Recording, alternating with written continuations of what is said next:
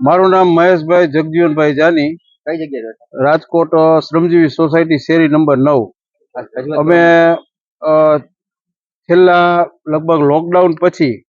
અમારી સોસાયટીની આસપાસ જે દાખલા તરીકે ટેબર કોલોની છે, હસનવાડી છે, બાબરિયા છે, જ્યાં મુસ્લિમ વસ્તી વધારે છે, હવે એ લોકો ધીમે ધીમે ગોપાલનગર, ગાયત્રીનગર, ઢોલરિયાનગર એમાં વસવાટ કરવા માટે નવા નવા મકાનો હમણાં તાજેતરમાં ગોપાલનગર 5માં 2 મકાન, 4માં 2 મકાન એવી રીતના ધીમે ધીમે આગળ આવતા જાય છે, જેથી અમે અમારી બધા સોસાયટીના રહીશો છે, ગોપાલનગર, શ્રમજીવી, ગાયત્રીનગર, ઢોલરિયાનગર, ગીતાનગર એવા રહીશોની એક વિનંતી છે કે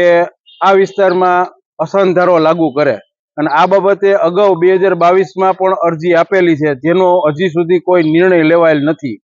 અને ત્યાર પછી આજે હજી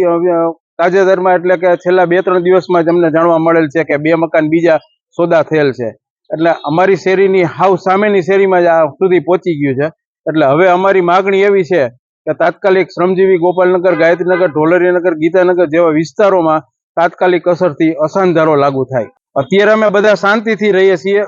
કોઈ પ્રોબ્લેમ છે નહીં, કારણ કે અમારા શ્રમજીવી સોસાયટી ગીતાનગરમાં કે એમાં કોઈ એવા તત્વો રહેતા જ નથી, પણ ધીમે ધીમે હવે ઢેબર કોલોનીથી આ બાજુ અમારા બાજુ આવતું જાય છે, એટલે અમારે તાત્કાલિક આ કાર્યવાહી ના, હજી સ્થાનિક નેતાને અગાઉ 2020માં જ્યારે